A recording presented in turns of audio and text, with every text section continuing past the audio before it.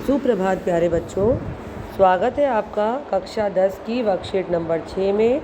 और आज की हमारी दिनांक रहेगी 16 जुलाई 2021। आज हमारे सामने अपठित काव्यांश प्रस्तुत किया गया है, पद्यांश भी कह सकते हैं आप इसे। अब तक की जो 5 वर्कशीट आपने करी हैं उसमें अपठित गद्यांश और पद्यांश की ही आपने प्रैक्टिस करी थी, और आज भी हमारे सामने एक पद्यांश प्रस्तुत किया गया है। चलिए आइए शुरू करिए अपनी कविता को। खड़ा हिमालय बता रहा है, डरो न आंधी पानी में, खड़े रहो अपने पथ पर, सब कठिनाई तूफानी में। इन 4 पंक्तियों से ही आपको इस कविता की भाव समझ आ गया है कि इस कविता में हमें हर मुसीबत का, हर कठिनाई का दृढ़ता के साथ, निडरता के साथ सामना करने की प्रेरणा दी गई है। कुछ मूल्य होते हैं जो हमें अपने जीवन में अपनाने चाहिए बेटा।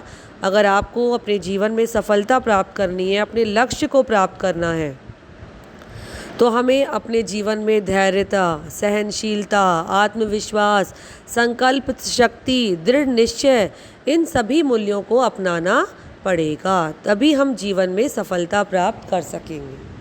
अब यहाँ पर कवि ने अपने इन भावों को समझाने के लिए किसका उदाहरण लिया है? हिमालय पर्वत का।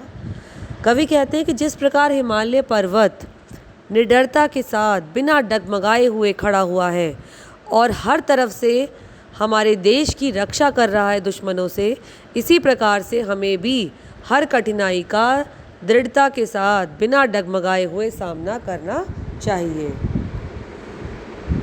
डिगो ना अपने पथ से तो तुम सब कुछ कर सकते हो प्यारे, तुम भी ऊंचे हो सकते हो, छू सकते हो नभ के तारे।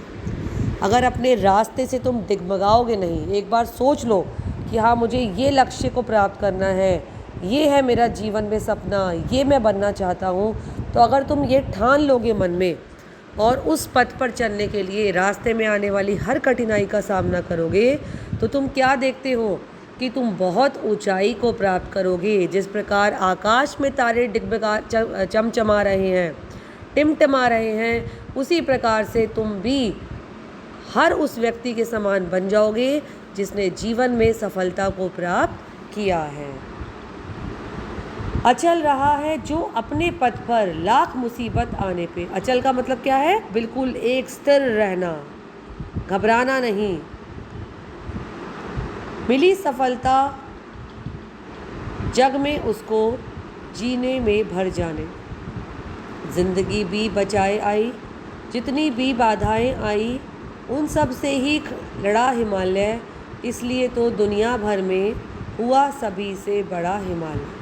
जितनी भी रास्ते में मुश्किलें आ रही हैं, जितनी भी बाधाएं आ रही हैं, हिमालय पर्वत खड़ा हुआ है और अपने रास्ते में आने वाली हर कठिनाई का, हर बाधाओं का, हर मुसीबत का बिना डरे हुए सामना कर रहा है। तो इन्हीं चीज़ों को हम अपने जीवन में अपनाएंगे। निडरता, साहस, संकल्प शक्ति, अपना दृढ़ निश्चय रखेंगे तो हम देखेंगे कि रास्ते में आने वाली हर कठिनाई, हर मुश्किल पार हो गई है, रास्ता बहुत ही आसान हो गया है और हम अपने लक्ष्य को प्राप्त कर सकेंगे। अब देखिए हमारे सामने अब इस पद्यांश पर आधारित 5 प्रश्न हमारे सामने रखे गए हैं। अपने प्रश्नों को देखिए। पहला प्रश्न है, आपको हिमालय की कौन सी बात अच्छी लगती है? कोई 2 लिखिए। उत्तर देखिए।